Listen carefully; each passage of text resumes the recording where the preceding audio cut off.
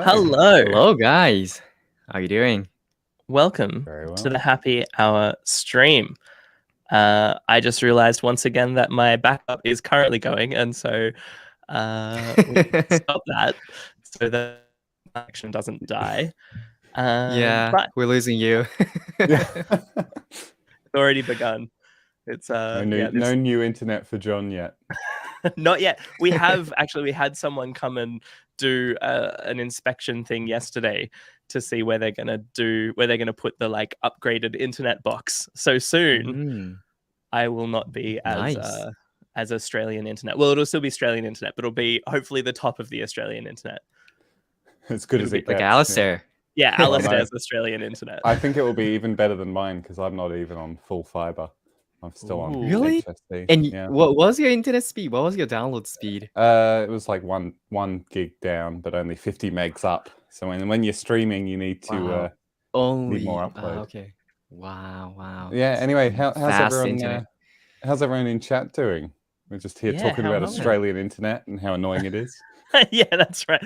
Well, no one is tuning in from Australia. I guess they still could tune in from Australia. It's just it's a nice 10 a.m. here. It's still a pretty happy hour, and it's Friday here, so that's pretty happy. Happy day, yeah. We get to start the day with our favorite thing of the week, which is to do the happy hour, Superbase happy hour stream. We've got Ali joining us, saying good morning. Good morning. Is it actually morning for you, or are you being respectful of our time zone and saying good morning for us? We've got Cookieify. Which is a great name for today's episode, because today we'll be looking at all kinds of cookies and things in Remix. Hi team Superbase and chat, hope you're all having a good day, morning, evening or night. I am pleased to finally catch Superbase Happy Hour live. If I had a Superbase Happy Hour marathon this week, that's awesome. How many episodes did you watch? There are there's 10 episodes and each one is 2 and usually a little bit of hours, so a lot of hours. That's like 20, maybe 21 hours of the happiest hours. 21 happy hours. I hope you 2 times speed it, because it's a lot of Superbase content. Yeah, that's right. And we've got Germany. Axolotic joining us from Germany, which is very cool. What time? It would not be a convenient time in Germany if it's kind of convenient for Australia, kind of convenient for the US. There's no way anywhere else in the world is convenient. But thank you for joining us. So welcome to episode, do we call them episodes? Are they episodes? I think so. Didn't we call them episodes? Yeah, series 2 episode 2. Yeah, that's what we should do. That's actually genius. Yeah. So I love that. The reason Alaister is saying that is because this is the second episode that we're focusing on, like the second kind of major project that we've been building. So for the first 9 series or season, we can make it like a Netflix kind of thing. Totally. Yeah. We definitely need seasons. Maybe we should have done that this time. Although, maybe it'll just confuse people massively if it's the first time that they're joining. They'll be like, I don't want to join at like season 11, episode 23. That's how far we're going to get. We're going to make it there. We'll cut up a clip of this when we do actually get there. We can say back in I had to check the date to see like what year it is. Back in 2022, in July 2022, Jon made a statement that we would be here, and now we are. So can't wait for that. It is 3, I guess, a.m. on Friday, which is totally developed this time. It's a good time to be built. Oh yeah, and also good morning. Yeah, good early morning. Good morning. And it's 2 a.m. in Germany. So once again, we've moved the stream to make it super convenient for people in the US. And now no one from the US is joining us, and everyone in the chat, it's like the middle of the night for them. So yeah, thank you. Thank you for joining us. I feel like we had more folks from the United States when it was inconvenient for them, didn't we? Yeah, that's right. Yeah, we had people tuning in when it was like when 3 a.m., 4 a.m. Yeah. Maybe that's the thing we're doing wrong. Yeah, like it's exactly what Ali just said. Like 3 a.m. is developer time, not like convenient like 6 p.m. or 8 p.m. at night. It's all about those very, very late evenings. So really, we're making it as inconvenient as possible for our US developers. Yeah, that makes a lot of sense. So welcome to episode number 11. So yeah, we've been doing this for 11 weeks now, which is awesome. We've been shifting the time zone or the time slightly and confusing everybody, but now I think we are sticking with this time. We're sticking with we've created design assets now, which are the thumbnails for the thing. So we have to do every Thursday, 5 p.m. PT, 8 p.m. ET, something like that. Yeah, so we'll be here every week building out fun things with Superbase. So happy hour, that's exactly what happy hour is. It's each week we just do a stream where we, over a series of streams, we build some kind of fun thing, something that we find interesting, something that the chat finds interesting, and slowly build that out over a collection of streams. And then once we get to the end of that one, or once we get sick of that one, we call it, and then we move on to something else. And so this block of streams, we are building a SaaS product with Remix and Superbase. And so, yeah, we'll be doing lots of cool subscription-based payment things, some different unlocking different features at different payment tiers as well, which will be very cool. And the thing that we're SaaSifying is journal entries. And so we're showing that you can basically apply this to any idea that you have, anything that you want to SaaSify. You can basically take this kind of this pattern of what we're building and apply it to anything. So I'm Jon Meyers. I'm a developer advocate from Superbase. Tyler, who are you? Yeah. I shouldn't say your name. Tyler. I should say, hey, next person, next panel, who are you? Yeah, I'm Tyler. I'm also a developer advocate at Superbase. I mainly work on the Flutter side of things, but I enjoy showing up in these streams. And on to you, Watermelon Guy. Oh, Watermelon Guy, you're muted. Oh, you're this muted. is going to be that thing again. Wow. No, the mic cable. Problems with this. Yep. I swear I didn't touch it. This is... I'm Alaister, and I apparently have microphone issues consistently now. It's Tech Problems Anonymous. Hi, my name's Alaister, and I have mic problems. Yeah, that's it. But when I'm not having mic issues, you can usually find me on the front-end team of Superbase, or sneaking onto a happy hour, which I've done for 11 episodes now, and nobody's noticed, which is great. Yeah, we can't get rid of him. No, if we keep showing up. Yeah, that's right. We keep changing like the time, but he just keeps finding out when it is and turning up. Can't shake him. In fun Superbase updates this week, I just need to share my screen. All the things I could have done beforehand had Alaister not cut our intro music down to like 40 seconds instead of 5 minutes. That's fine. Yes, our CEO, who you would have met if you have either watched our Superbase happy hour streams, or if you have binged them over the last couple of days and watched all of them, you would have seen that Paul joined us, Alaister and I, here in Melbourne for a special episode where we got to ask him all kinds of questions. We got to grill him a little bit and throw some curveballs, and then talk about some different tips and tricks with Superbase and Postgres, which was a lot of fun. And he has just recently gone on B. Dougie's open source. Secret source. No, not secret source. What am I talking about? Open sourced. I knew it wasn't open source. Open sourced podcast. So yeah, go and check that out. Find out some more cool stuff about Superbase.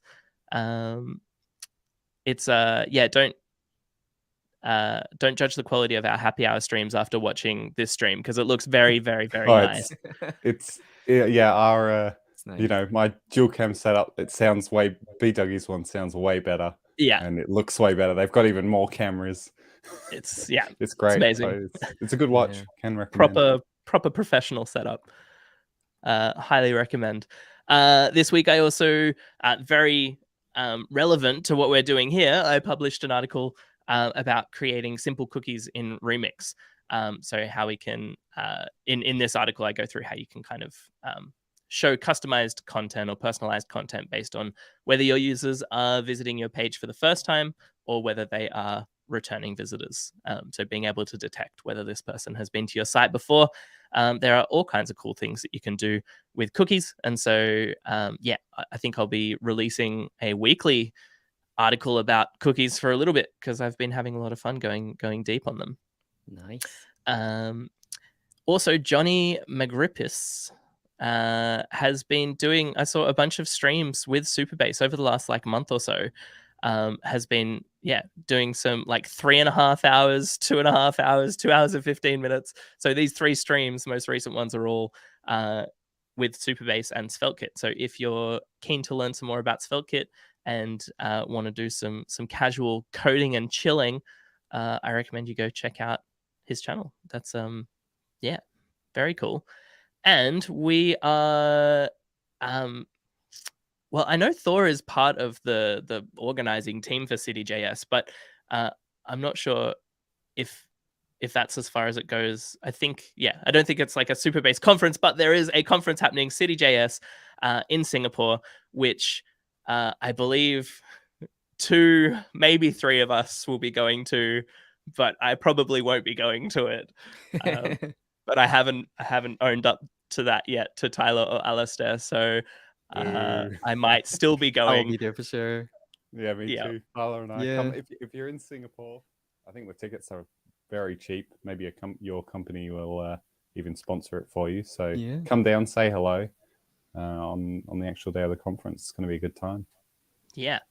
But yeah, shout out to STT, who is doing a talk about building Billy with Superbase. And so, highly recommend checking out this talk in particular. But if you're in Singapore, definitely check out the conference. And I'm assuming the talks if we go to the available. home, I think we can see that there's going to be multiple Superbase contents, I think. Speakers. If you scroll down, I think. Yeah, the website is a bit... This is all... This is one talk. This is not a page. What am I doing? Subscribe to win a ticket. I could win a ticket. We have... man, this is just because I've got a terrible resolution on this, trying to present code. So if I zoom out, we can see that we have... we've got a whole bunch of awesome talks. We've got Swix.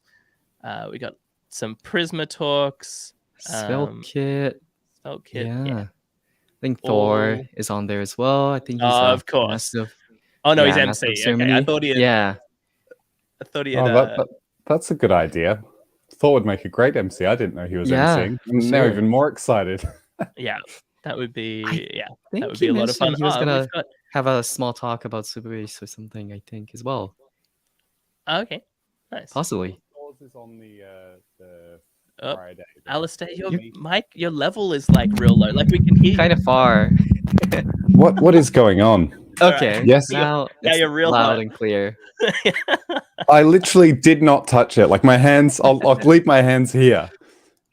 But I think Thor's talk is on the Friday. There's a free meetup. I think it's free. Right. If I'm not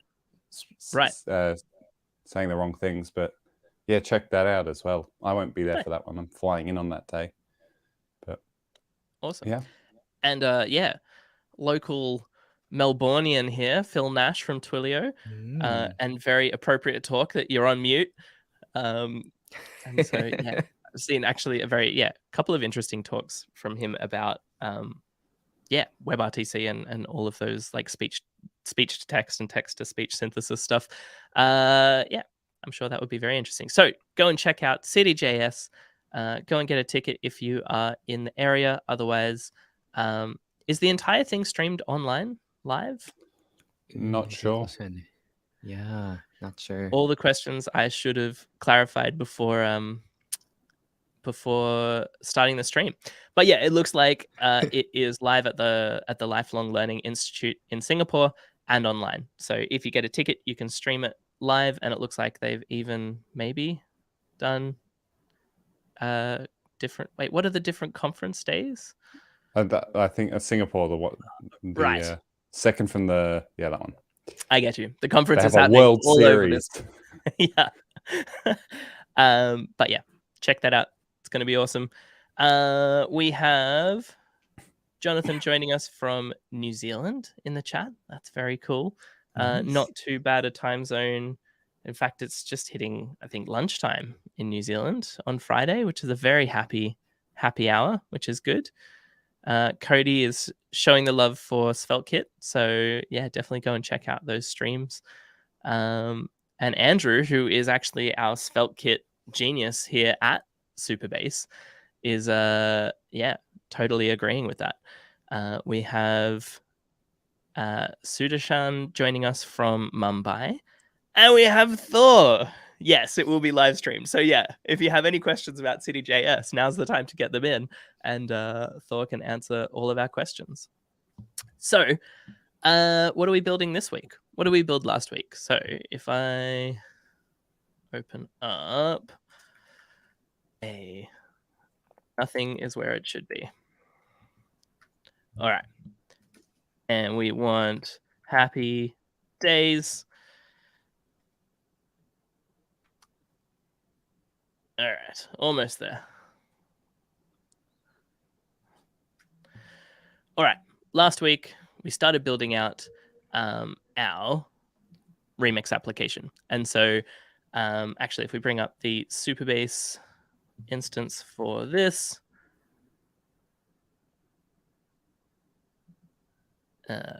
we have happy days.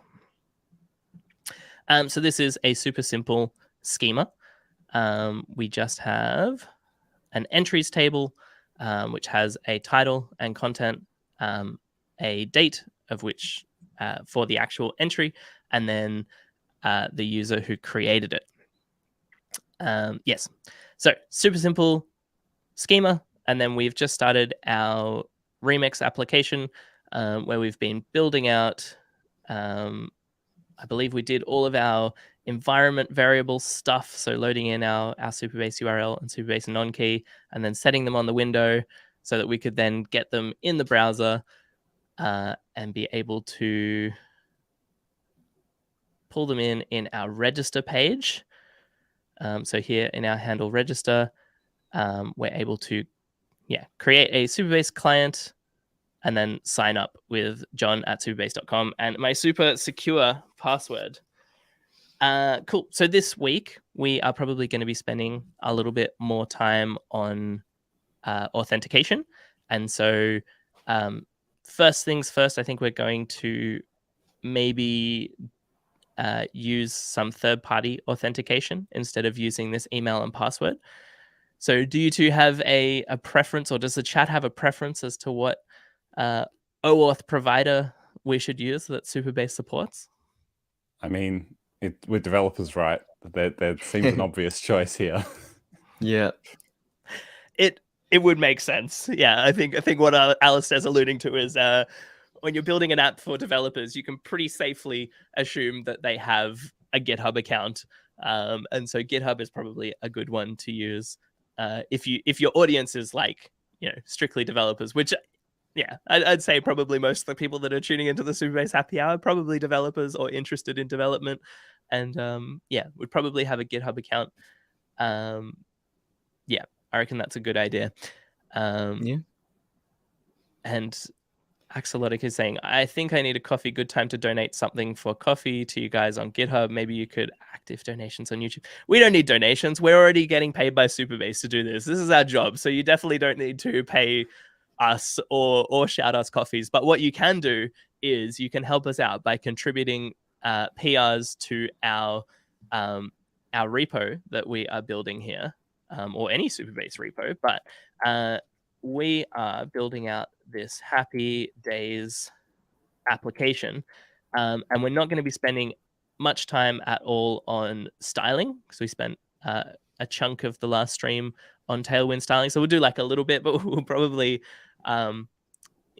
we probably won't end up with a super beautiful design for this one. And so, one really good PR that people could put together would be styling this or adding any features that you think would be cool. And so, if anyone wants to contribute to this project, it's at Dijon/Happy Days. We'll have the URL in the video description as well. Any pull requests get a big shout out at the start of the stream, and we'll go through the PRs, and then also swag. Obviously, it's very swaggable behavior. Yeah, for sure. But regardless, you should definitely get yourself a coffee, because it's an even worse time for you than it is for us.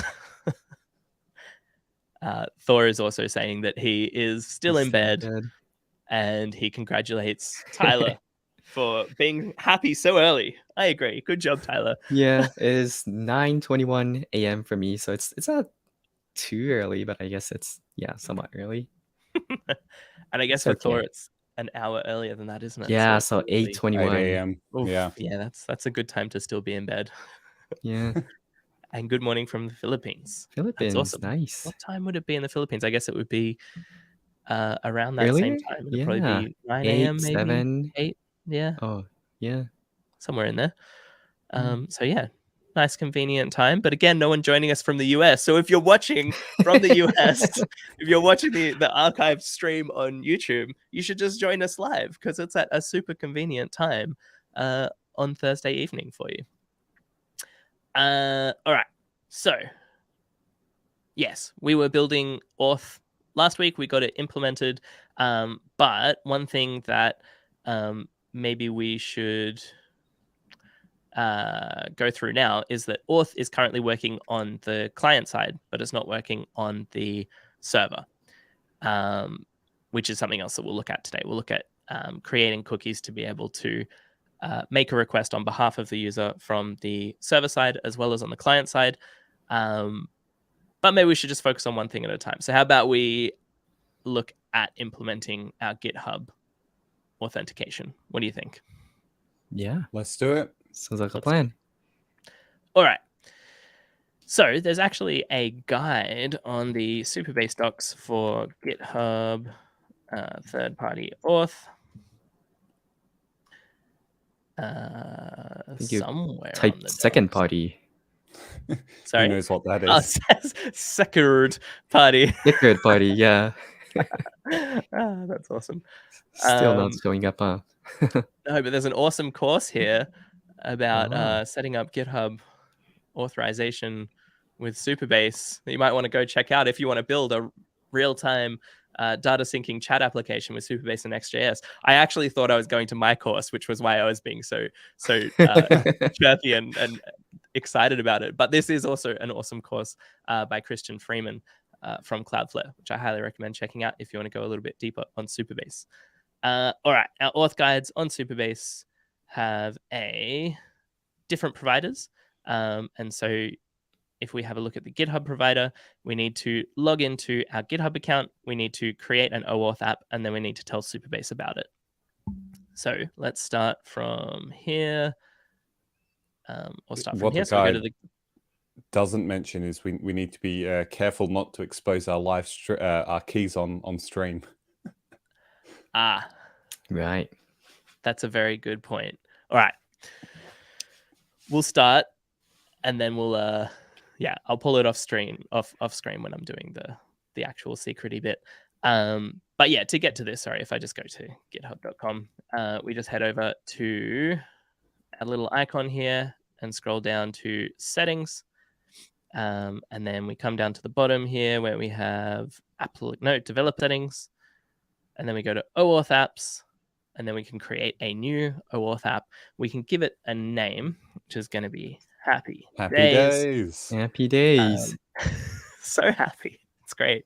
And then we have we need to give it our homepage URL. And so this is actually the URL for our Superbase instance. So if we come across here and go to settings and then API, we can copy this URL from here, from our project URL, and paste that in here. We also need an authorization callback URL. And so that is this value / I never remember what sequence it is. So I'm going to have a look at our documentation here.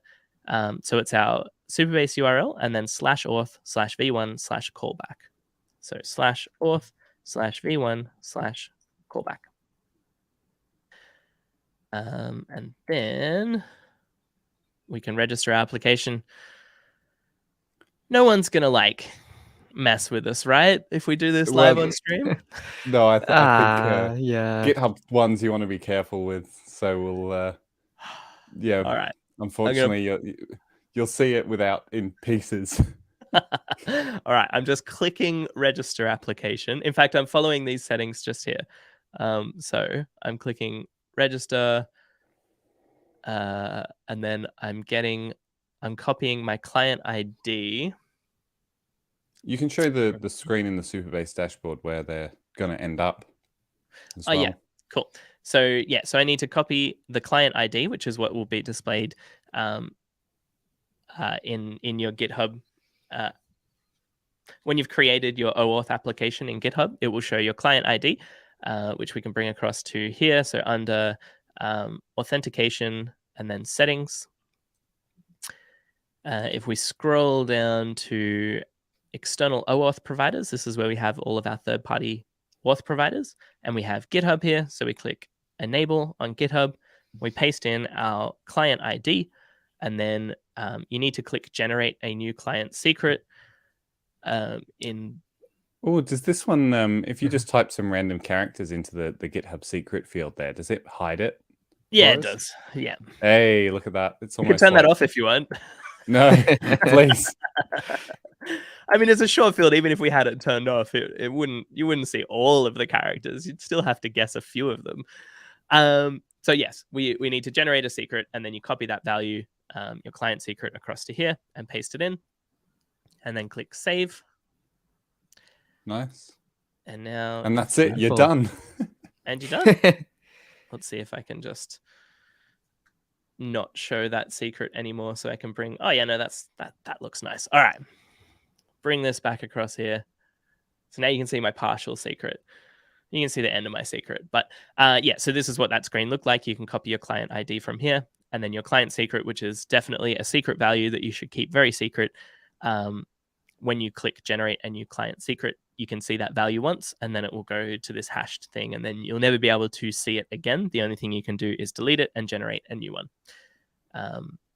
But it's a shame we're doing this now, though, because there's a PR waiting. This is a bit of a sneak preview that you get for watching the live streams, but that auth settings page is about to get a big overhaul. It's going to look about 1 million times nicer. Oh, I have been waiting for that for a while.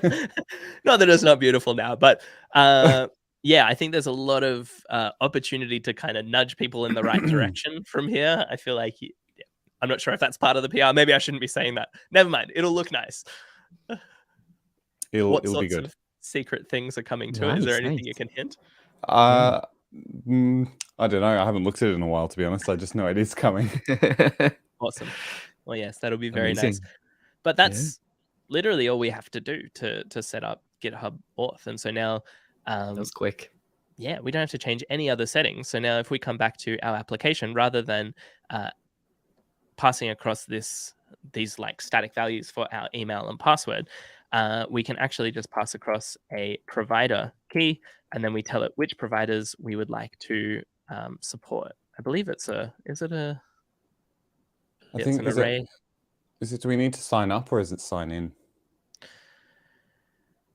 Good call. So yes, this would be sign in rather than sign up. And then our provider.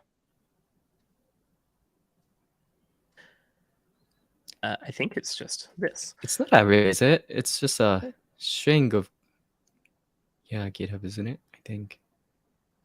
Looks like it. So yeah, we can tell it that the provider that we want to use is GitHub. And now, yeah, I guess we just, well, maybe we should refactor this page so it actually makes sense. So now it probably wouldn't be our register page. This would be a sign-in page. And then rather than register, we would have sign in. Maybe here we could say sign in with GitHub. And we'll even make this handle sign in. Nice. Cool. And if we now run our application here, so if we say npm run dev, yeah, because we are hosting this, or we will be hosting this on Cloudflare Workers, we actually have maybe a slightly strange looking localhost URL. Does it print it out? Oh yeah, listening on port 8787. So rather than the regular port 3000, if you're using Cloudflare Workers for your deploy target, because this is running an extra mini Flare server locally, we need to navigate to port 8787 instead of 3000, which maybe is something we need to change here, right? In our auth settings. I think so. Sounds like a good idea. It does sound like a good idea. So I'm going to change our site URL. So again, that was under authentication settings, and then site URL under general. Defaults to localhost over port 3000. And so we just need to change that to port 8787. And now if we actually navigate to this route, we see working true, which means it's all working. Everything's working. So if we go to our... I think it was auth sign in. Yeah. /auth/ I can't do sign in. Sign in's wrong. I want it to be login. Yeah, I actually agree with that. And yeah, I think we can get rid of the auth folder as well. I don't know. What do you guys think? You can just All right, we're restructuring the whole app. A login page. Here we go. Yep. Delete auth. Like that. All right. So we have our landing page, and then we have our login page, and now we got to change this to be log in with GitHub. Now, if we go to /login, we'll see this, which doesn't look like a button, but it is a button. Hang on, we'll do it properly. Class name equals background green 200. Look at that. That's not a button. Border 1, I think. Is that right? Oh, it's just a color. Border color. Oh, like border red 500 or whatever you want it to be. Red 500 sounds good to me. This is a good looking button. Oh yeah, and a little bit of padding. Maybe slightly more padding on the Y. On the Y? On the Y, yeah. What am I doing? All right. Look at that. Yeah, button. It's a beautiful button. That's awesome. All right. So we are going to open up the console so we can see what's going on. We're going to click login with GitHub. That's going to take me to this authorize page. But just before we go through the authorize flow, I just wanted to point out the reason that I opened the console is because we already have a response that came back here, which it's not going to let me see anymore. Come on. All right, fine. Let's go back. So if we click this and then open this up, oh, damn you. All right. It's not going to let me see it. But if we have a look at the code, this is the response that we're getting back here. So something to note is that when you call sign in, it only awaits for it to redirect you to that auth flow, but it doesn't necessarily mean that the user has signed in yet, or they haven't signed in yet because they're still going through the whole OAuth flow, authorizing GitHub to sign them in, and then it comes back to your application. And so we can't actually get like a user or anything here. We can get an error if something went wrong, but if you're using, that's right, that's how you spell error. Even trying to type error has an error. yeah, you can get errors that happened because it couldn't contact the OAuth server, but your user is not yet signed in, so you can't access who they are or anything like that here. You need to do that once you have redirected them somewhere else. But that's just a common bug that we see, is that people assume that they can get back the user after waiting for them to sign in. But yeah, we got to this line before the user even clicked authorize in that GitHub UI. So they click authorize. I can close this now so you can actually see this page. So this, what the user will see, they want to authorize Happy Days to access their GitHub account, and we'll be able to see the user's email address as read-only. And yeah, we get a couple of other things like I think we get the user's profile, their name, avatar URL, and their username. Yeah, some like account information about them. But yeah, we don't get like access to repos or anything like that. So we're going to authorize Jon Meyers, and you'll see we've been redirected back to the landing page, and we have this access token that's been dumped in the URL, which is a big long value. So now on our landing page, we could now check the state of our signed-in user and see if they're currently logged in. So we could say we want to get our user from Superbase auth.user. Is this the way that you get users, Alaister? It's one way of getting the user. Yep. Which way would you go to just see whether the user is currently signed in? That will probably work fine, actually. Yeah. Yeah. We'll build a little bit more smarts around this in a second, but just to see what we got back from GitHub, we have a user object. Nice. And with a user in it. Sorry? Looks good. It looks very good. So this is all the information that we get back from GitHub. So we have some app metadata about which provider was used to sign in. We've got that they're authenticated. Oh, sorry, all of this is coming back from Superbase. This is the information that Superbase stores about our user. And then this user metadata is the stuff that we got back from GitHub. So this is another reason that you might want to use third-party auth or OAuth, especially with something like GitHub, because we actually get like an avatar URL, so we can like display a picture of the user. We get their username, and yeah, it's we don't need to get them to fill out a form with a whole bunch of different fields just to display a couple of nice things about them. We already know a little bit about them by what GitHub gives us when they sign in, which is very cool. However, Beautiful. if we were to build a logout page, or maybe we'll just do a logout button here on the landing page before we print out that data. We want a button, and this is going to be logout. And on click, we want to, I guess we could just do inline, say supabase.auth.signout.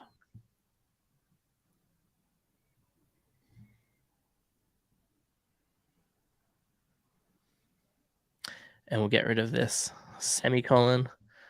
Now, if we refresh, we can see that our user's there. And if we log out, we'll see nothing because we don't have a listener. Yes. But if you refresh, yeah, we should. Yes. We'll see that our user is null. And now if we step through the login flow again, and we click login with GitHub, it's going to go through and redirect us back to our page. But you'll see that the first time that it loaded this page, again, our user was null. And so even when we land on this page and we get redirected to this page, that user object hasn't been set yet. And so we don't actually know, or the state of the user hasn't actually changed. And so on the first render, our user is still null. And so what Alaister was alluding to just then is that we need to set up a listener for any time that auth state changes. And then when that auth state changes, that's when we want to, that's when we want to pull our user out and say, this is our signed in user. So it's a good idea to kind of do this logic once at the top of your application. So maybe up in our root.tsx file, which kind of wraps all of our other components. If we set up like a global user up there, then we can access that user in any of our other child components. Does that sound like a good idea? Sounds good to me. Love it. All right. So back over in our root.tsx file. So this is where we need to do any of that global stuff. So we did our environment variables stuff up here. So that we could access that anywhere else in our application. So this is a good place to do any kind of global stuff, like determining whether we have a signed in user or not. And so are we going to expose the user as a window variable, or just like we did it with the environment variable, or are we going to expose it with some other remix magic way of exposing things? I reckon we're going to do it with some remix magic ways of exposing things. Nice. Nice. Yes, that's a good point. I need to remember what the best way to do this is. But you can create a an outlet context. So you have an outlet here. So if this is your first time or early times to remix, this is the topmost point of our application. So this is kind of like the _app.js file if you're familiar with Next.js, but just basically wraps all of our page components. And as you can see, we have this is our whole document structure. So we have our HTML, we have our head section, and then our body section. So this actually gives us a lot more access to everything in that HTML tree, more so than Next.js. And where this outlet is where our page component is rendered. So this root.tsx file will wrap every single one of our page components, and wherever this is where that will render on the page. And so we can provide some context to our outlet to be able to kind of like React's global context. Any of our children components can access that value. And so it'll be creating like a global user that any of those children can choose to subscribe to or choose to access. Nice. So, all right, enough stalling. I'm going to have to go to the docs. I was seeing if my mind would just put it all together, but it didn't. If it would come back to you. It hasn't come back to me, not yet. I can ramble for a little bit longer, but I still don't think it's going to work. Or maybe it's not a thing at all, and I just made it all up. Context.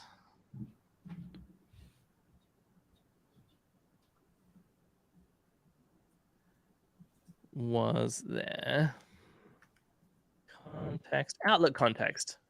Totally didn't make it up. So yeah, when we have our outlet, we can... Oh, this makes it more confusing. Is it just using a normal context, like React context? Or no, use outlet context, so it's the same thing. Then you get this use outlet context hook, which then you can access in any of your child components. All right, this makes it look way more confusing than it is. I think literally all we need to do is, let's just test it before we even go through the outlet. Yeah, I think you just go like user equals. I think you have to make it called context. Context. Yeah, like and then there's that a thing equals an object, and in there we could have a user that is John, and then in any of our child routes, so in our index.tsx, for example, we could say const. We could just use outlet context. So when we call that, let's try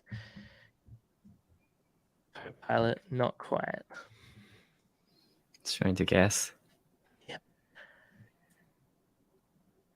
So if we just do this, if we get the full context by calling use outlet context, then in our application on this page, if we open up the console, we can see context has that user object. So if we were to add more things to our context at the top of our application, so if we were to say like name Sam, that's right, the user is John, but the name is Sam, then in our context, we would have each of those.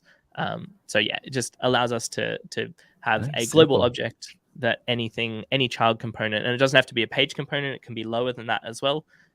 Any component in that tree can just call use outlet context and get. Oh, you're muted. Oh, you're having me problems. Oh, no. No, Still gone. Can't hear you.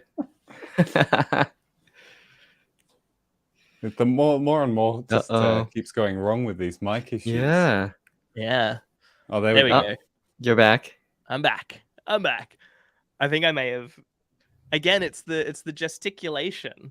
Me and Alaister wave our hands too much. I think I didn't touch my mic. All right, I'm maintaining that I'm not at fault here, and it just unplugs itself. Gravity did it. That's right. I can actually crank myself up a little bit. Is that better? Oh yeah, spicy. Nice. Excellent. So we are going to be passing our user through. Oh my god, so many brackets. We're going to be passing through our user so that anything in that component tree can access that user.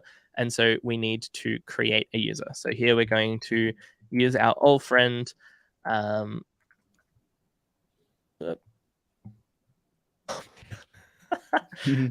Use state. And initially our user is just going to be null. And then anytime, actually it shouldn't be null, should it? It should be whatever the state of our user currently is? Or on first render, would it always be null? I know, because this is one of the nice things we can do in Remix as opposed to Next.js. So in Next.js, because it's not server-side rendered every time, your first render needs to be the same as the server's first render. So that means it's got to be null, and then you got to set it in a use effect on the client side. But Remix, because we're server-side rendering straight away, we could make it the initial user initially, but then it will break server-side rendering, I think, anyway. So it'll break it in a different way because we're not getting it. Like we need to, from the server, we need to get it from the cookie from the client. We need to. Yeah. So what we're saying is we could set this to like supabase.auth.user. But this user comes from local storage. So this is stored in local storage. And then if we were to, on the first render of this page, that's happening on the server, which is not our browser. And so local storage doesn't exist. This is a problem that we're going to come up with over and over again today as we implement cookies and things to fix some of this. So yeah, we won't actually be able to get the user server side until we've implemented those cookies. So for now, our user is just going to be null. But hopefully by the end of this video, we'll be able to get the server side working. I doubt we'll get that far. This might be a two-parter just on authorization, authentication, server side, cookie stuff. Okay, cool. So our user is initially going to be null. And then Superbase gives us a super handy thing called on auth state change. And so this is a function that's automatically called by Superbase anytime the state of our user changes. So we give it some kind of callback, some kind of function that we want to run. And it's automatically going to pass in an event and the session. So the event will be whether the user is signing in or signing out. And the session will be the current state of that user, like the user session that they've just either signed in with, or it will be, I believe, set to null if they're signing out. But we could actually just look at that. We could console log out our event and our session. Does this need to be wrapped up in a use effect? I was wondering the same thing as well, yeah. It does. Remix isn't that magic. We will It's not need solid. Solid.js is a work, yeah. we should definitely do one on Solid I think Yeah. so. soon. That would be Yeah, awesome. I was having a quick peek at the Solid start docs because they're very limited at the moment, but it looks so cool because it's kind of like original Next, like isomorphic, instead of just being like Remix, which is like SSR only, or Next, which is more like client side only. It's great, super cool. That's Looking forward to it. Yeah. And now that we've got a use effect anyway, we can even properly clean up our subscription that on-auth state change returns. So if this component gets unmounted for whatever reason, even though it probably shouldn't because it's the root component, we can clean it up properly because it's good practice, and we're always known to follow good practice, right, Jon? Absolutely. Hey, we're using TypeScript. Okay. We're using TypeScript. But yeah, so this gives us back a listener. And then from use effect, you should always, if you're doing any kind of subscription stuff or you have anything that you need to clean up, then you return an arrow function. And this is called when your component's being unmounted. So yeah, this gives you the opportunity to unsubscribe to things that you're listening to, just so you don't end up with a whole bunch of dead listeners that don't actually need to be subscribed to anything. Is this how you do it? Listener.remove? I think it's .unsubscribe, but so close. Maybe. Is it question mark dot? Oh, it's actually weird. So data is the subscription. So usually what you do is you destructure the listener, grab off data, and then like make that subscription or whatever, or listener. Then when we have a listener, we have unsubscribe. Cool. Yeah, a little bit strange, but it works. Yeah. Nice. Cool. And that's not a a promise or anything. That just gives us back a listener straight away. Do we actually need the question mark to do this? Yes, we do. Yeah. All right. Because if there's an error, there won't be a listener. Right. Cool. Cool. So now anytime the state of our user changes, it's going to call this function, which we're just console logging out the event and the session. So we can look at what this actually gives us back. And yes, we don't have a user defined yet. Wait, we should have a user defined now. Refresh. I was like, refreshing VS Code isn't going to fix it, Alaister. What are you talking about? And we can get rid of that console log in our... Or you can just comment this out for now. So we don't have a muddy console. So if we were to log out now, actually, this is something... Oh, no, it does work. Okay. Oh, I've had a weird issue in the past. Maybe it's fixed now, where when you're using third-party auth or specifically GitHub, for some reason, the listener doesn't get called on logout, but it does. So never mind. I didn't say anything. It works perfectly. So when we clicked sign out, we got this signed out event and the session was null. And so now if we go through the flow of logging in, look how beautiful button, we get our immediate response and then we get redirected to the landing page and you'll see signed in was triggered. So the user signed in and then this is the session that was included there. So it's got the access token, it's got a provider token, refresh token, and then we also have our user object here. So our user object is probably the bit that we care about for this global state of our user that we want to share across our application. But this is a really good thing to know, that if you need access to things like access tokens, refresh tokens, provider tokens, maybe all things that we will need access to later in this stream, later in this stream, they're all available here in this on or state change hook. So yes, a very useful one. And to demonstrate, all right, I'll quickly, to demonstrate my point before, if we log out, we clear the console, and we back up in our root.tsx file, if we like console.log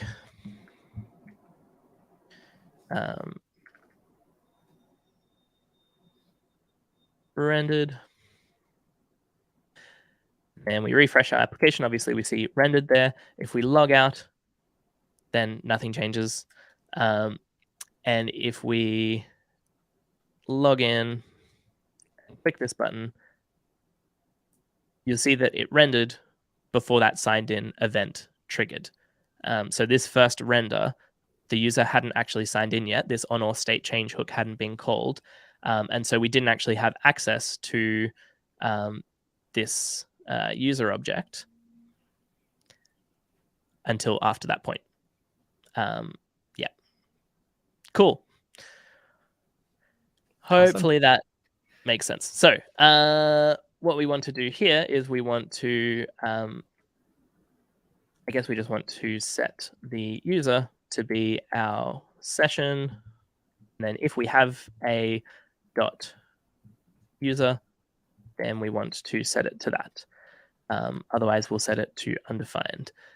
Or null. In this case, we can do 2 question marks after it and do null. Good call.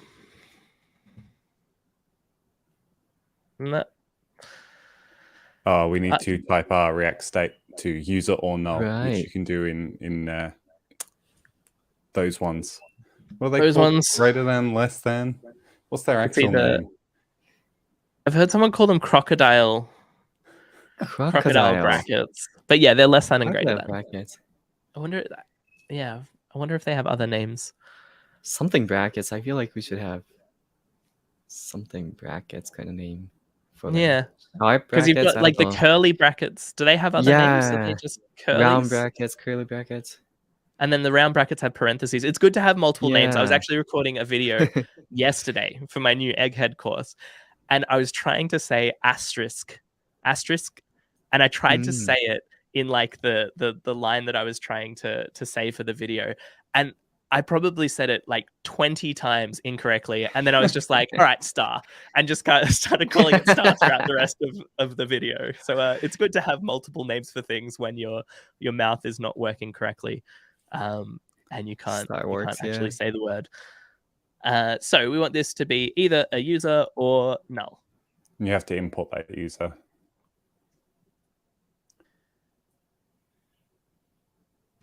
Yeah, nice. That's coming in from Superbase.js. Cool. Andrew in the comment is suggesting angle brackets. Oh yeah, I like angle brackets. That works for me. Angle bracket works. So rounded brackets, curly brackets, and angle brackets. And square brackets? No, yeah, square brackets. Although, is it still a square if you have a whole bunch of stuff in it? Like it's really only a square if you've got like one character in it, right? Otherwise, if you have multiples, it's a rectangle. Rectangular brackets. Yeah, great. Or carrots, apparently. Oh no, I think carrots are Carrots. this one. I think that's a carrot. I think. Yeah. Right. Oh no, you've just clarified that, Jonathan. Is yeah, they're the ones that face up. Yeah. All right. Back to the Superbase brackets hour stream. So we are now setting our user to be whatever we get back from that session. And so now down in, because we're now passing that through to our context on our outlet. And so then down in our index page, we could actually just destructure our user directly here and print out our user here. And now you can see that user is set to null because we have logged out. I might just add, or maybe let's make this, oh, what's this not happy Yeah, about? why is it unhappy? You got to type it. All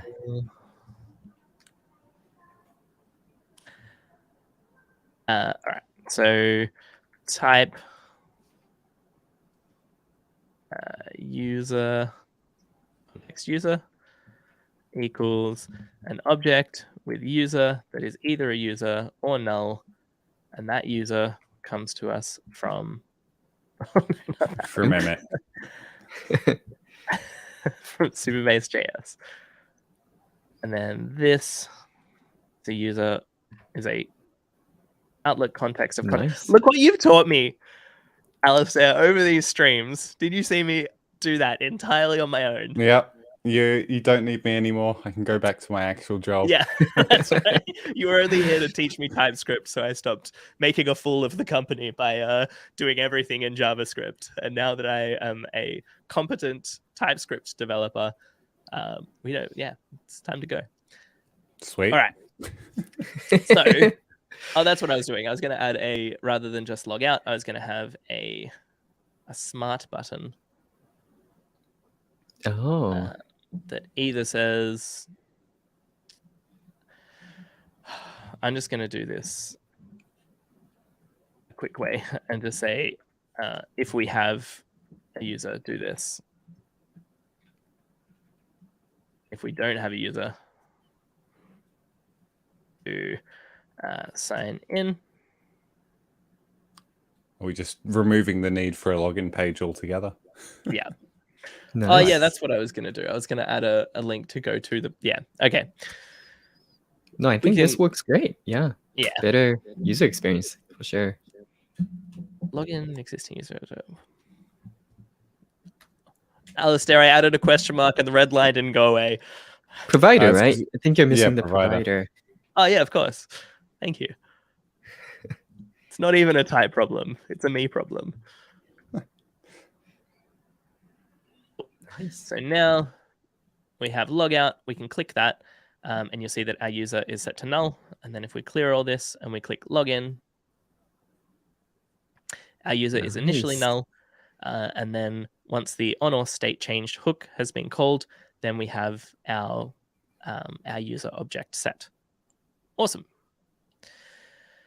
So that's how we do authentication, third-party authentication with GitHub, and how we handle that kind of asynchronous behavior of when the user is available and when they're not. And so, yeah, let's demonstrate what's going on between the client and server and why they're different. If I head back over to our Superbase instance and we go over to our, actually it already has RLS enabled, doesn't it? So our entries table. Yeah, I don't think we set up a policy yet, but we can set up a policy. Cool. So if we maybe on our homepage here, we could render out a list of our articles. And so the way you would do this, well, yeah, let's get the front end working first. So the way we would do this is we would say, it's such a long way. We want a new variable for what are they called? Entries. Entries, yeah. Right. And set entries. And we want this to be equal to use state. Oh, I like this. I like it suggesting it knows me. It's analyzed my profile and decided this guy likes to use Copilot. Spoiling Jon. It's all right because well, we probably this is just for the demo, right? So yeah, I guess it works for now. All right. In which case, we don't even need to put anything in here. Let's go. Yeah, we yell at you. We do. Yeah. Yeah. All right. It was right. See, it knew. I was making a joke, but it knew. Cannot find use state. That's because we need to import you from React. And then we need a use effect. And in our use effect, we need to declare a asynchronous function called getEntries. And this needs to go off to almost Superbase.from entries. And then we want to .select. So we want to get back all of the columns. And then we want to set entries to be data. What's happened here? Okay. Oh, yeah, right. We also need to bring that in from React. And then we just need to call this getEntries function. What's it angry about? Or null? Sure. Can't we just say any, like all, it's just any? Good. Any. That'll work. There you go. Yeah. Cool. So we're getting all of our entries from Superbase, and then we're setting it to our entries object, which we did not spell correctly, or again. And then we want to, I guess rather than displaying data down here, what was data? That was useless. Oh yeah, because we will, yeah. All right. We want to set this to our entries. So we're just displaying all of our entries in a big kind of pretty printed way on the page. But if we go to our application and refresh, we'll see this empty array. And then we might think, well, we probably just need to be logged in. But no, we're still seeing an empty array. And so this is because we have RLS enabled for our table, but we have not yet written a policy. So Tyler, what is because RLS? we don't have any entries anyway. Oh yeah. Do we not have any entries? All right. Okay, let's start from there. All right. First, wait, hang on. I need to set you up again because yeah, this is actually correct that it's not giving us any. So let's say you need to grab the user ID first as well. Right. Oh yeah, good call. So I should have 2 users now because I think we'll have our original one that I used when we had email auth, which I can delete now because now we're using GitHub, which is this account. So I'm going to grab my user ID here and head over to our entries table and create a new row. And the content can be happy hour stream number 10. Isn't this 11? Number 10 or 11? Yeah. 11. Hey, maybe I was going to document the last one. I have a journal entry for the one that's already complete. Can't write a journal entry for this one while it's still going. That was meant to be the title. And this can be, we had a great stream. So many yummy cookies. And no mic issues. And no mic issues. And we'll do Perfect. a laughing face there, showing that we're obviously joking. And then we click save to create that row in our database. And now if we come across to our application, we might think, well, yeah, we've solved all of it. There should be, oh, wait, there's no entries. Oh, no. Why are there no entries? This is because we have RLS enabled on our table and no policy. Tyler, what is RLS? Yeah, so RLS stands for row-level security, and it's a way for Postgres to protect your data. So in row-level security policy, you can set policies to set it so that a certain user can you can set policies to add access to certain users or add write permissions to certain users or update permissions. So yeah, you can set all of that within this dashboard. Cool. So right now we have RLS enabled, which means we can't do anything. So if we create a new policy, there are some template policies that you can use if you just want to, for example, enable read access to everyone. But if we want to customize it ourselves, we can click this one to have a completely empty template of what our policy is. So what do we want? What do we want our policy to be? Role is authenticated? That should... Or you probably just want to see your own entries, right? I guess. Yeah. Okay, that'll work. Okay, so that's better. That's so much better. Let's say authenticated users can see their own entries. Entires. We're gonna have to do a find and replace to save my life. Yeah, at the end of the stream, we'll just do a find and replace to fix all of them. Actually, that can be a PR. That is very swaggable behavior right there. Is go and fix every time I write entires and make it entries. So this is going to, the action that we want to enable here is select. So we want to be able to select those rows. And this is a nice little thing that's been recently added where we can assign this to a particular role. And so we only want authenticated users to be able to select those entries because it doesn't make sense for a user to be able to select their entries if they're not signed in. We don't know who that user is. So they'd need to be authenticated. And then... So does specifying a role here have like a performance benefits or something? I'm not sure performance benefit, but maybe just like a security benefit because we're narrowing things down. Who knows? Makes sense. But maybe potentially a performance benefit. You'll have to ask some of our Postgres experts. Yeah. Well, yeah, I guess now, like, I'm assuming this would be like a compound condition where it's like it checks authenticated and it also checks whatever expression we declare here. And so, like, I guess it would kind of early exit if they're not authenticated, like the That's what I majority was of thinking. people. Yeah. So maybe it would actually run less code, having scoped it down to authenticated users. Makes you sense. heard it here first. Superbase happy hour. This gives you huge performance wins, adding an authenticated role to your policy. And then you can declare what your expression is. So basically something that evaluates to either true or false, that tells us whether we should be enabling that read action or whether we should continue denying it. So this is going to be, this runs on every single row of our entries table that someone's trying to select. And so each of those rows has a user ID column.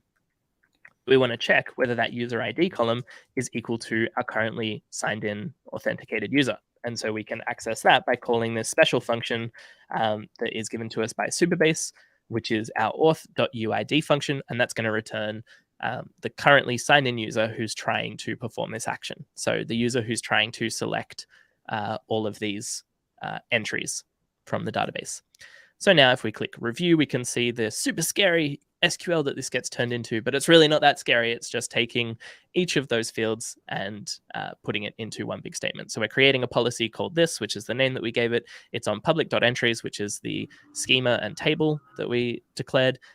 It's saying permissive, so it's allowing us to actually do this action. The action is select, and then authenticated is that role, and then using this expression to determine whether they should have access or not. So let's click Save Policy. And now if we go back to our application, not that one, this one, and refresh, we can see. Look at that. Beautiful. This should probably be sign out. Well, we're not setting. The on-auth state change doesn't get called on the initial render. So in our user effect, we've got to set the user to superbase.session.user or whatever it is, superbase.auth.user before our use effect. Or if we're doing it in remix land, we can get it from the server once we set all that up. Cool. All right. But we're getting back our entries, which is good. And if we were to, I shouldn't have deleted that other user, because then we could have, and I can't get one of you to sign up for as a user. I've painted myself into a corner. But trust me, that if we had another entry from another user, this would not appear here, because that policy has scoped it down to just the entries for our specific user. And that's one of the really, really cool things about using row-level security and writing policies for your authorization, is that it makes your application code super, super simple. Like if we come back to how we're actually getting the entries, we're just saying, hey, Superbase, give us all of the entries from the entries table. And then because that RLS policy is being enforced per row, it just gives us back the rows we're allowed to see. So if there are rows that belong to other users, they're just not going to be in that result set. But we don't need to specify that with like a where clause or anything here. All of that's handled by Superbase or by Postgres. And so, we can keep our application logic super, super simple. And and we don't risk accidentally leaking out data that we shouldn't, because those access policies are written in the database itself. So it's less easy to write leaky application logic. I'm sure there's a way. I love features so much. It's so. I'm sure there's a way we could do it. Nice, yeah. Yeah. No, like rollover security acting as a filter is such a nice thing, coming from different backend as a service like Firebase. It's so much better. Yeah, I love it. Yeah, this was definitely my clicking moment when I was first started using Superbase. I'd never used row level security or anything like that previously. And yeah, that idea of just like, oh, right, I just like scope it down to the user and what they should actually see, and then I don't need to think about it anymore. Yeah, definitely a very cool differentiator in the way that authorization is handled. Cool. So we're seeing our entry that we've entered in. But if we were to, like, this is very much not a remixy way of doing this. The remixy way of doing this would be all in our loader. And so in Remix, you have loaders and you have actions, and they're little kind of server-side bits of logic that get run on the server side. And then what we declare here is, or I guess what's in use effect is run only on the client. And so if we're going to fetch data, usually we would put it in a loader or an action with Remix. It's kind of like get server-side props in Next.js, if you're familiar with that. But yeah, a way to run some logic on the server and then pass it back to our component. And so in Remix, these loaders get run immediately before the first, before it attempts to render your component for the first time. So basically, this loader will get called. Whatever gets returned here is then available when we call useLoader data. And so this data object will be present on the first server render of our application, which is different to what's happening here. Again, if we were to like console log out our entries and tires every time. If we were to log out our entries and have a look in the console, the first time entries is undefined. And then when it re-renders, when it hydrates on the client side and then calls our use effect and then goes and fetches them from Superbase and sets them to our entries state variable, then we have all of our entries. But on the first render, there's not actually anything there. And so it's kind of useless to us rendering anything to the user if we then need to go off and get the data that we're actually going to display to them. And so if we use a loader, we don't need to worry about that kind of in-between loading state where we're waiting for those results to come back from Superbase, even though it's super snappy because you're using Superbase. We don't have to handle those loading states or those in-between states because whatever we return from our loader will be available on that first render. So we want to move this logic up into our loader, which will become much more simple. We would just take this statement and move it here. And then we would take this statement and make it data. And then that's it. And then we could get rid of all of this entry stuff. I guess, that's not fair to say the console log, that wouldn't be there anyway. But this statement to use state, this use effect, and this async function, and then calling this and setting entries, we can get rid of all of this. Which, again, like we were just saying about Superbase, like making our application logic as simple as possible, this is a much more simple way to do this. And to conceptually think about it, it's like, well, before I render my page, I want to call this loader and go off and get my data for the actual page. And then I want to send that through to my component. I grab that here. And then that's what I want to render out instead of entries. I want this to be data. Actually, we could even go like this and say entries. We could send back entries. This. And here we could say entries. And then here we could render out entries. Mad respect for typing that every single time instead of copy and pasting. I didn't even make a mistake that time, I think, maybe. Well, yeah, there'd be lots of red. TypeScript's got my back on that one. And now if we refresh, we don't see anything. Why is that? Why is that, Jon? Well, what's going on here? Wait, it must be something going wrong in our loader. Maybe we've messed up our logic. Damn it. Well, what if we just specify like a quick thing that just says Jon is true, and see if this is getting piped through. It is getting piped through. So that's working. Our loader's working. It's passing through our our entries, but for some reason they're not showing on the page. And that's because we've enabled RLS for our all right. Okay, and that's because in Superbase, we've enabled RLS, which denies all of those actions by default. And then we've said, well, the user needs to be signed in, and they need to be the user that created the entry. But remember, all of that stuff is only stored in local storage on the client side. So when we make a request to Superbase from the client, like we did when we had our use effect, that passes across all of our user information. That passes across their access token and then makes a request based on that user. But our server doesn't have access to local storage. So when we create a new Superbase instance here, a new Superbase client, it doesn't know anything about our signed in user because all of that exists in the user's browser. And this is running on the server before we ever hit the user's browser. So if we want to know who the user is, we can't use local storage to tell the server who it is. We need to use cookies. Hey, cookies.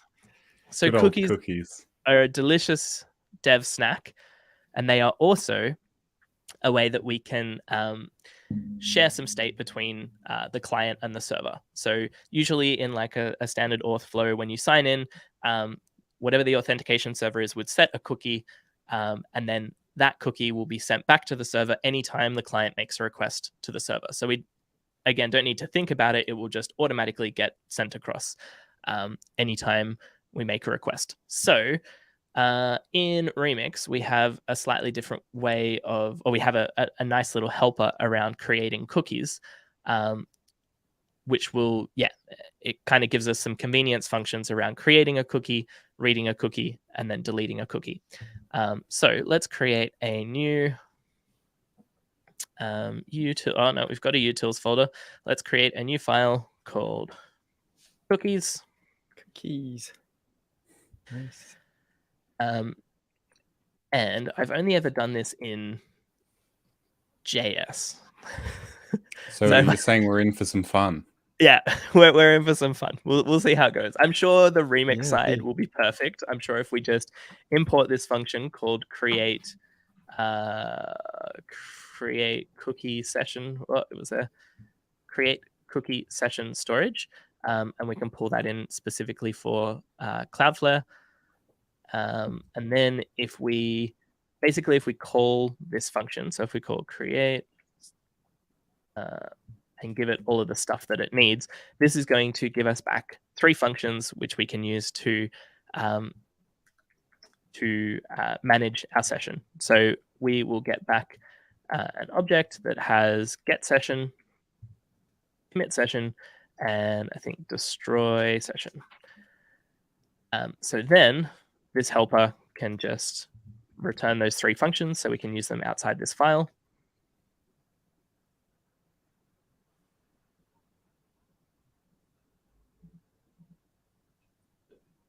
And now we just need to tell it how to actually create our cookie session storage. So if you have just a simple cookie, then you can only store the different values that exist in the different key value pairs that exist on a cookie.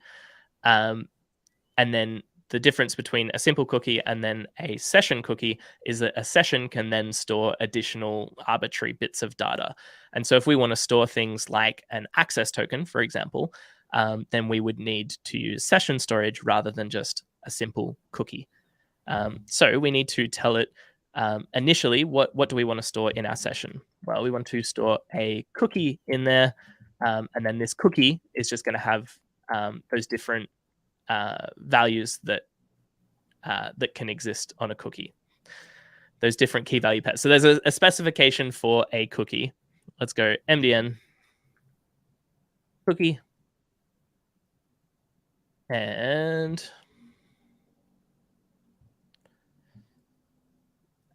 do we have like different attributes? They're all spread out. There's not going to be one nice list for you.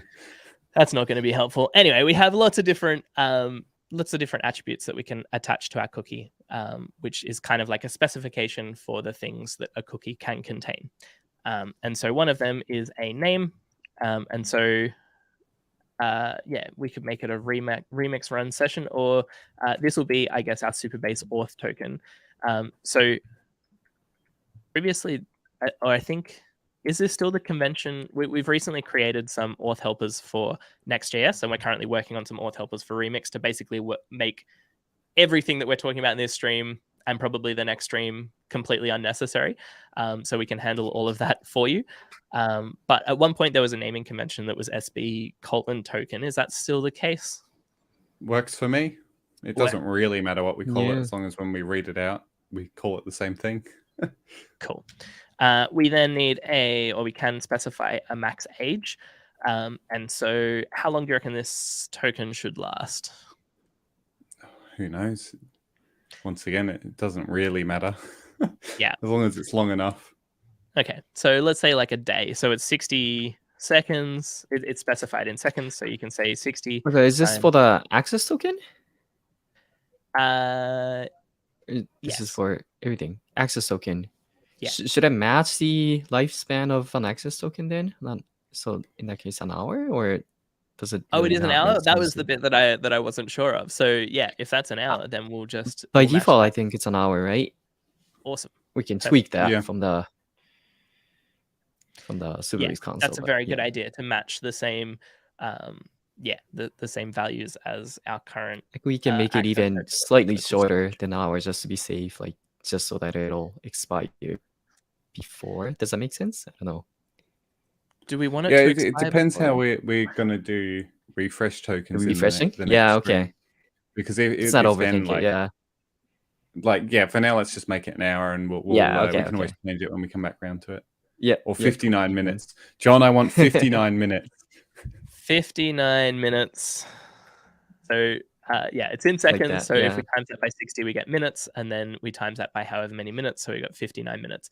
I'm just going to copy and paste some of these values across, so we can just talk about them instead of writing them out one by one. So we have an expires, which if we don't need the expires if we're putting max age.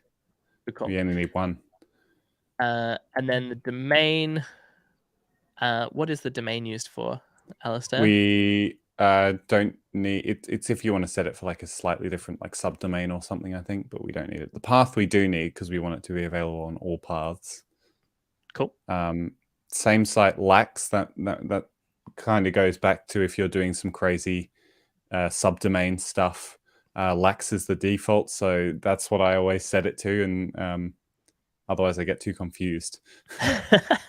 Good answer. I always get confused between HTTP only and secure, because I think HTTP only document.cookie, that's essentially, it won't be available in document.cookie. Right. And secure, we probably want to set to false while we're in dev, or maybe localhost, it ignores it anyway. I think it ignores localhost. But yeah, this is the thing that always confused me, because I always think like HTTP only, does that mean that HTTPS, like if it's false, does that mean it's HTTPS? But yeah, it has nothing to do with actual HTTP. Oh, I've never thought of it like that. That is confusing. But HTTP only means that this will only be available on the server. So this isn't available in JavaScript on the client. So document.cookie will not be available. So this can only essentially be set and read by the server side, which is what we want, because we've already got local storage on the client side. We don't actually need that cookie if we're talking from our Superbase client to a Superbase instance. It's only to tell our server how to do that communication. We are setting secure to true. So yeah, secure is what determines whether it's HTTP or HTTPS.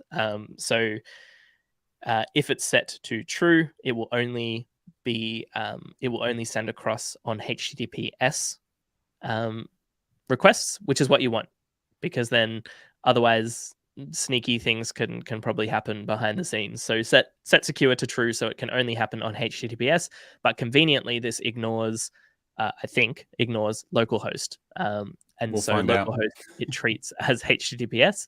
But yeah, everything else, if you have a random call to a HTTP endpoint, it won't send the cookie across, which is good. And then secrets, I don't think we actually need this, but this is a way that you can kind of confirm that this is actually a cookie that was written by this server. But yeah, we can leave this as Superbase is the dopest just because it is. Okay, cool. So now we have these functions to either get a session, so this is to read our session, or create a new empty session.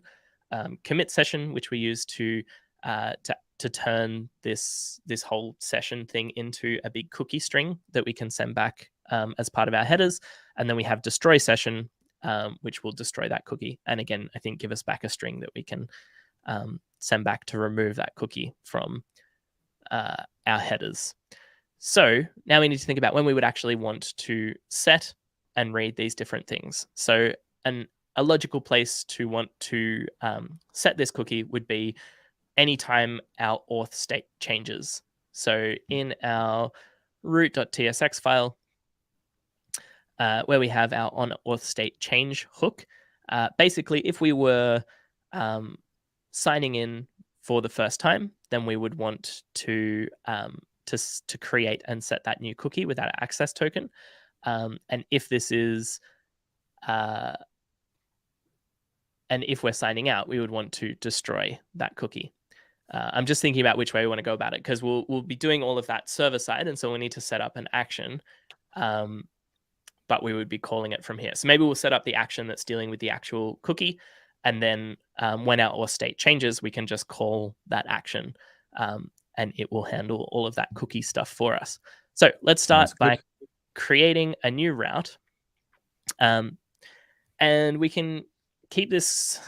We might keep this consistent with Next.js and the naming conventions there, just because this is how the Remix auth helpers will work. You'll set up an API folder, and then in there you'll set up an auth folder, and then in there you will have a file for login .ts x, I guess. I wonder if it's still an X. If it does, yeah, it would be an X because it's still a component, even if it doesn't render out things, even if it's just an action. Yeah, it doesn't matter. All right. We are going to export a action. So the difference between an action and a loader is an action is handles any post, put, delete, any requests other than get, essentially.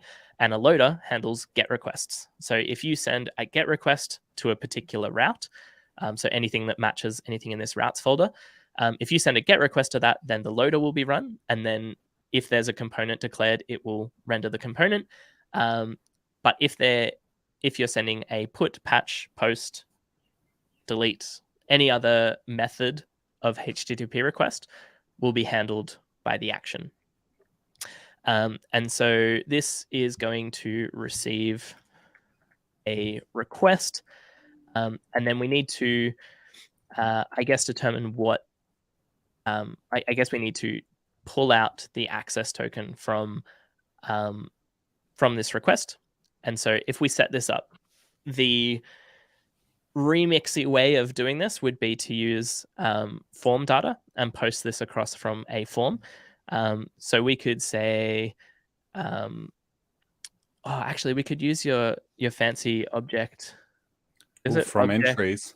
From entries, and then do we do new form data, and we pass it, I think, the request.form data. Oh, maybe that's a function. Maybe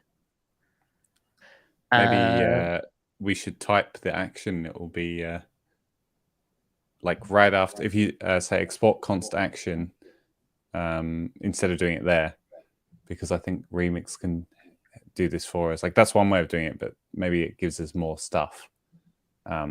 So like, yeah, right up, export const action, colon, and then maybe uppercase action, I'm guessing. Oh, like this action function. Action function? Whoa. Or I think both of them it was. It just you hit the emit instead of going down one. That's it. Yeah. Cool. And then And then that's it knows it's a request. So smart. And then so what it's saying is that this.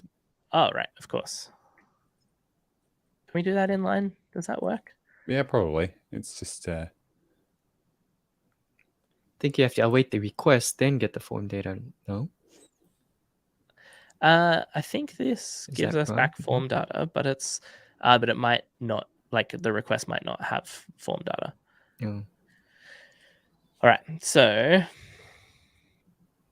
we can say this. Yeah, hover form data and see what form data is.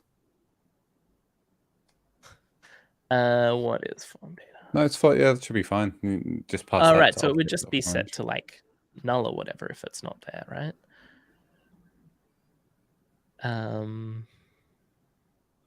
Okay, let's just see if we can do form.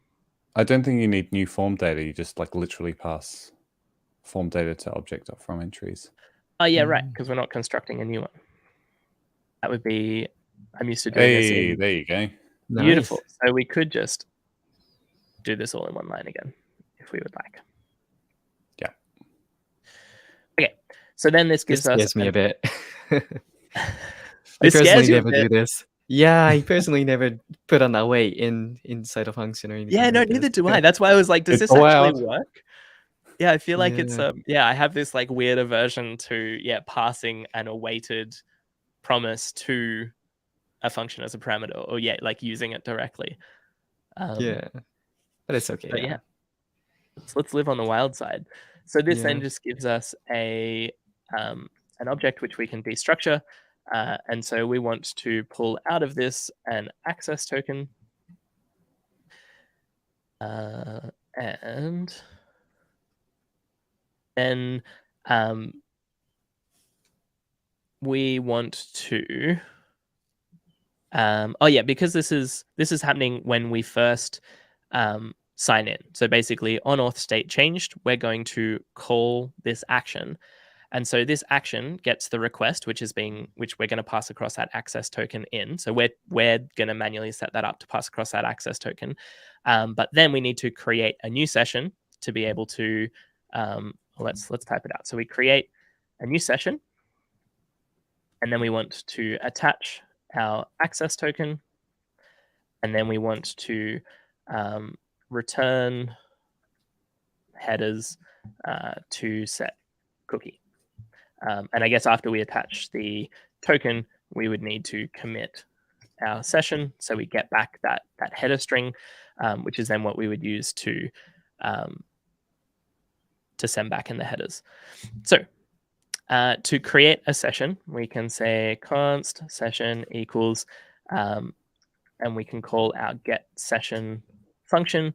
And then because we specified all of those cookie values in our helper, because we specified all of these here, we don't need to ever think about those again. These functions will communicate directly like with this cookie. We don't need to think about like what passing across a name or passing across a max age or anything like that. I think we can overwrite these, which we'll probably look at when we're doing refresh tokens. Yep. But yeah, Nice. we'll look at that definitely in a different stream.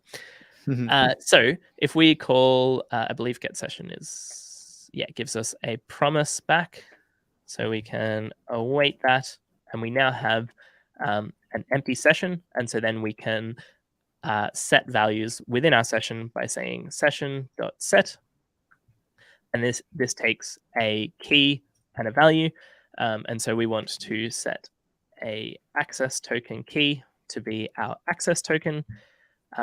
We then want to commit our session. So again, this will give us back our big cookie string. We could just call it cookie string. And so we want to await committing our session, and we pass this one our new session that we've created. And then we have a big long cookie string, which we want to return as part of the headers. So we could just send this back as a response directly, or we could redirect the user to somewhere. So rather than printing out all of our entries on the landing page where we might or might not have a user, maybe once this whole flow has completed, then we would want to redirect the user to, I guess, show them their entries. Do you reckon that makes sense? Makes sense to me. Yeah. Okay, so in that case, we would want to do a redirect. So this is another helper that we can pull in from Remix. And this gives us the ability to redirect to a particular path. So we could say we want to redirect to / entries. Right, good. And then we can pass across an additional object of a bunch of different properties, but here we want to send across some headers, and we want to specify the set cookie header and then set it to that big cookie string that we have here. Nice. Cool. Do you need to return the redirect? Yes. Good call. Good call. And that should be it. So now we have this action. So you can think of this as like, again, I'm gonna draw a lot of parallels to like Next.js. But if you're not like Next.js familiar, then sorry for taking something unfamiliar and then comparing it to something else unfamiliar. But actions are kind of like API routes in Next.js. And so where you declare an API route that then you can call from your application, like make a HTTP request to that endpoint. And then loaders are kind of just like get server-side props where you get some data and then you pass it into your component. So this action can now be called from anywhere in our application. So if we go back to our root.tsx file, in this on/or state changed, this is probably where we want to call this endpoint.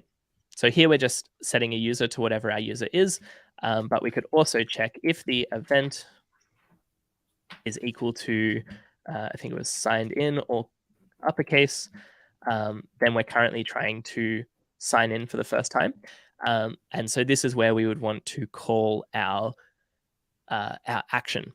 Now, we have set up our action to be expecting form data. So we're expecting this to basically be kind of like posted across from a form. So when you write in values into inputs in a form and you click submit, all of those input fields are wrapped up in this form data and sent across as part of the request. And so we kind of need to simulate that in Remix to attach that form data so we can pull it out in this action. And so the way that we do that is by using something called a fetcher. And so we can declare a new fetcher. Ooh, new concepts. Yeah, exciting. by calling use fetcher. The other reason that you want to do this, the reason that I'm not just making this a HTTP request, I wasn't sure whether I should dive deep, but I may as well dive deep. The reason that we want to use an action here is because when an action completes, it automatically recalls all of your loaders. And so this loader, we're actually going to move, right, it's not there, but in our entries, in our index.tx file, the first time we load this component, entries is going to be an empty array. And then we're going to do all this stuff. And then when the state of our user changes, so when they click login, the first time it's still going to not have a user. So this loader is going to return us an empty array. But when our action completes, so when that cookie has been set, it's actually going to recall this loader. And then it's going to be able to go and get our entries because we now have that cookie. And then it's going to be available in our component. So there's an extra hidden reason as to why we're using an action and simulating a form being submitted. And that's because that will re-trigger our loaders to be called and go and get that delicious, delicious data using that delicious, delicious cookie. So we now have this fetcher. And so then we can call fetcher.submit. And so this is a way that we can simulate submitting a HTML form. We then need a path as to where we're actually submitting this. And so this will be, look at that, it's worked it out. Nice. /API/auth/login. We then need to give it, actually, no. If we need to, actually, what does submit take? Submit takes a target and then a bunch of stuff. Okay. Maybe we will, actually, I think we can do this as an object as to what we want to submit. And so if we want to send across an access token, and we want that to be set to our session, and then if we have a session access token, we want to send that access token, access underscore token.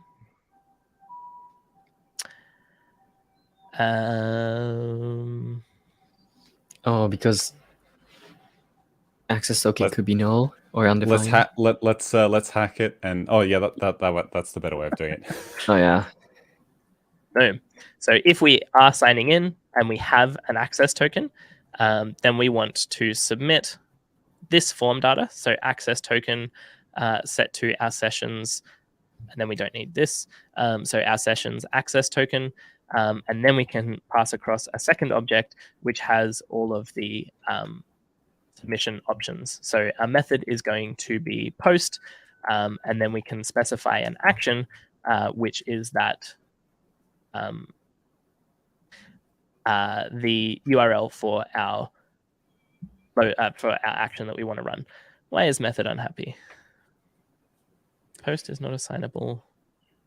Oh, did you mean lowercase post? Lowercase post. How fancy! I don't like that. No. How web? No. How future web?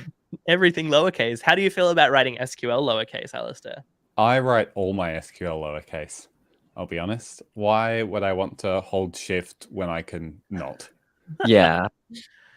Yeah. So true. I completely agree. Cool. So this will just go and in the background call our action. It won't like navigate the user or the browser anywhere. It'll just like make, like we do with a HTTP request to like an API route or something like that in Next.js. It's just going to make that request in the background. But once this has completed, once the action has completed, we're telling our action to redirect us to a page that doesn't exist. So we're going to get a 404. So how about we just take out that our redirect quickly.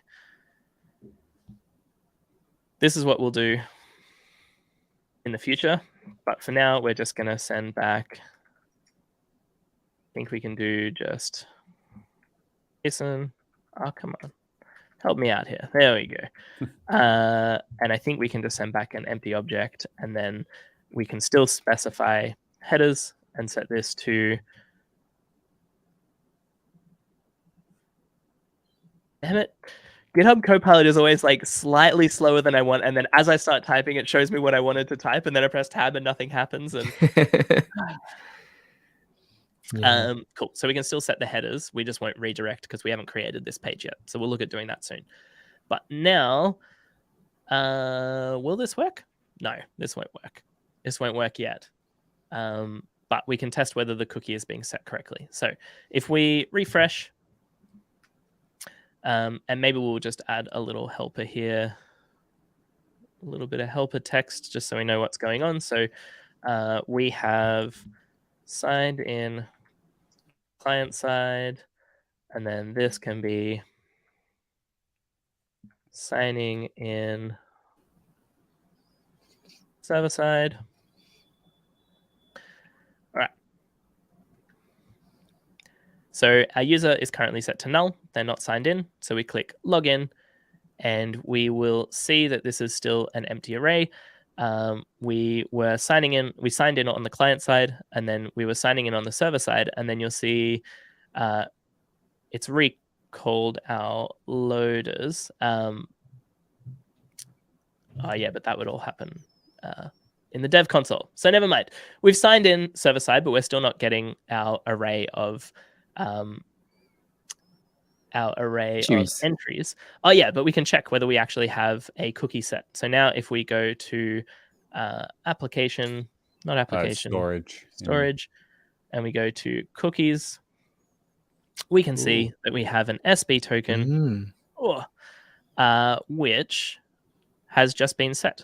I assume this is the correct time in GMT.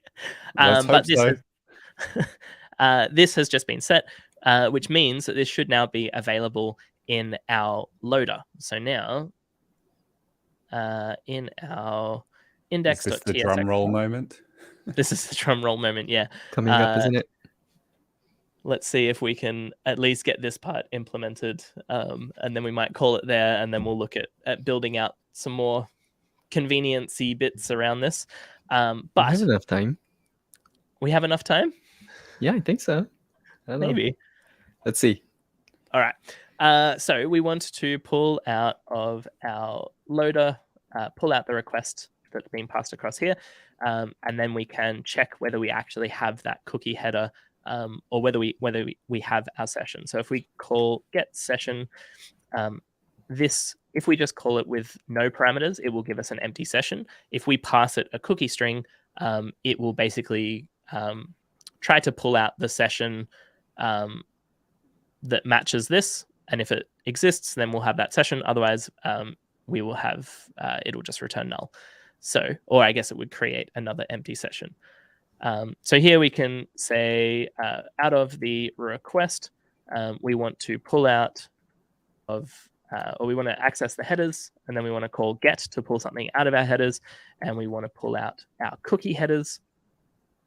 I feel like you should type the loader function. All right. We can do that very easily by just typing loader function. Yeah. Nice. Nice. So this is going to give us back a session if we await that call. We then want to pull our access token out of that session. And so this, we can just say session.getAccess token. And then if we have all of that, we could handle errors and things, but let's just say that we then want to pull our user out of so we can now, if we have our access token, we can now make a call to Superbase to see if we give you this access token, is there a user associated with it? Well, actually, we could, what am I talking about? we don't need the user here. We just need the entries, right? Yeah. Now that we have an access token, we can set that to our Superbase instance by saying superbase.auth.set auth, and we can pass that in our access token. And then that is going to set the access token for any requests that we make through that Superbase client. So then here, where we're making a request for those entries, it will attach that access token, which will have our user. And then hopefully we will get back all of those entries because we will now pass that RLS rule, meaning that we can select our entry that we wrote. Nice. Let's see if it works. You reckon it's going to work? Yeah. Yeah. Drum roll. Drum roll. All right. Here's where my stream. Oh, there you. Oh no, it's already. Oh running, wow! yeah. It's there so you go. quick. It worked. Cool. So we're now getting Nice. this server side again. So if I log out and refresh, we haven't implemented logout, so it's still access to it. All right, trust me. At the start of the next, actually, we've probably still got time. Do we have time? Yeah. Logout. We can do logout. Yeah, we can do logout for sure. We have 7 more minutes. Logout. Delete the token. Yeah, That'll be so easy. simple, all right. Yeah. Let's do that. So we want to create a logout.tsx file, and actually, maybe just we'll type it out. All right. So this is going to again export a action. This is going to be an async function, and we're probably going to want our request. Homie Kona, what's up? Joining us in chat. Hey. Sweet. All net. Yeah, J Meyers shoots again, all net. I hope this is a reference to my Jamstack Conf promo video that I did, where I did a whole bunch of takes trying to get me missing a shot to the basketball hoop, and then I finally got one where I missed. and then we used that take for the promo. So know that I got it in hundreds of times before we took that shot. Yeah, that's a good point, Homie Coder. They can't ever log out, and so we get to retain all of our users. Our monthly active users will just, or I guess just our monthly users. All right. So, what are we doing? Oh yeah, we need to get. You want to type the action again? I do want to type it. Good idea.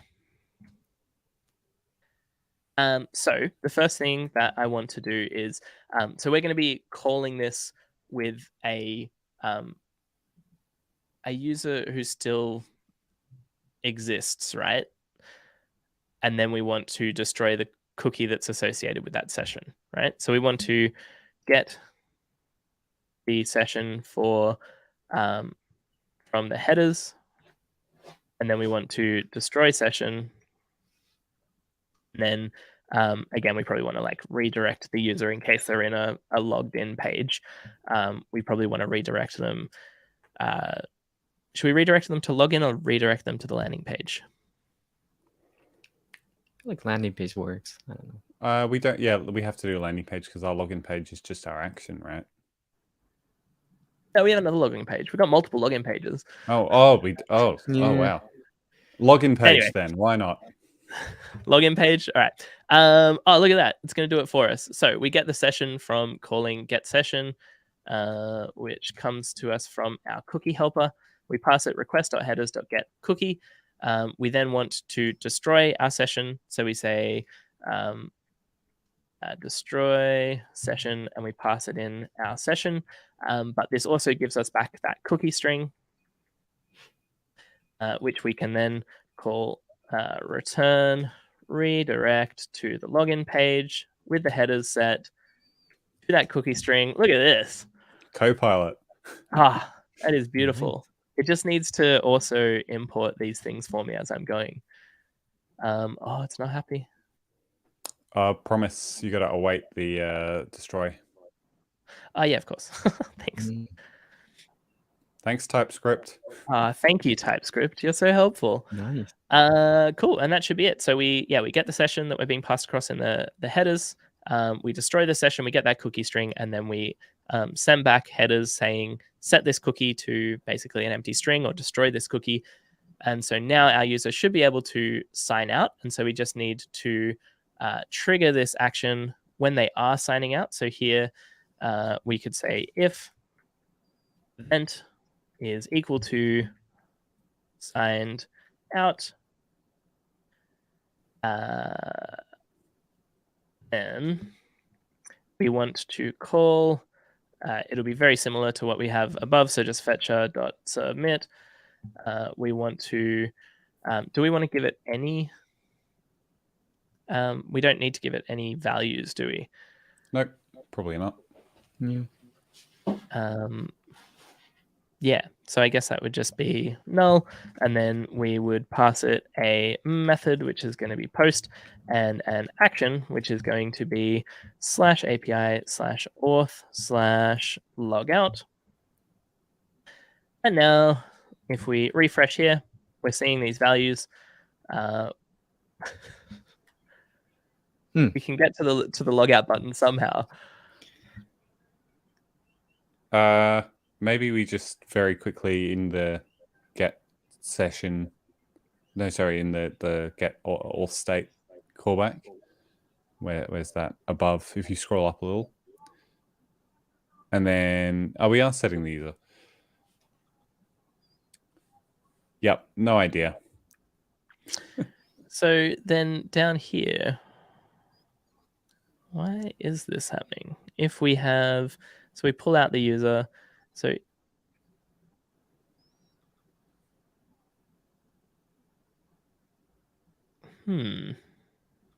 Indeed. Well, this is when we do this. Nice. And we just have both of them on the screen. Works for me. Yep. Works for the end of a stream. All right. So we have our log out and our login button.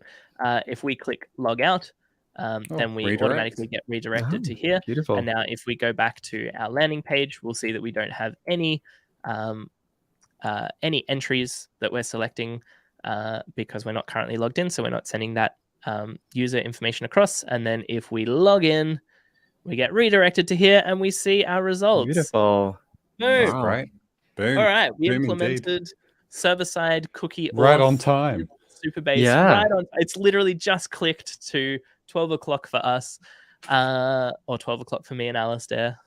That is awesome. Okay, cool. So in the next stream, we will continue building this out. There's a little bit more that we can do to kind of build some convenience functions around, so we don't need to think about this for every single loader and action. But yeah, that's a very good place to get it. I'm surprised that we got that far. I didn't think that we would. It's amazing. Maybe I need to just stop talking so much trash at the start. How is the chat going? Olino is just saying they've arrived late. What's up? Well, we're just wrapping up and we're about to head off, but it's fantastic to see you. And the whole video will be available on YouTube after this, so feel free to rewatch it. But yeah, thanks heaps for joining us. I recommend you go and check out youtube.com/c/Superbase. And if you click the subscribe there and then click the little notification bell, you will get notified when we are going live with these streams, but it will be the same time every single week. So all in all, make sure that you tune in 2 hours early. And we will be here streaming the happy hour.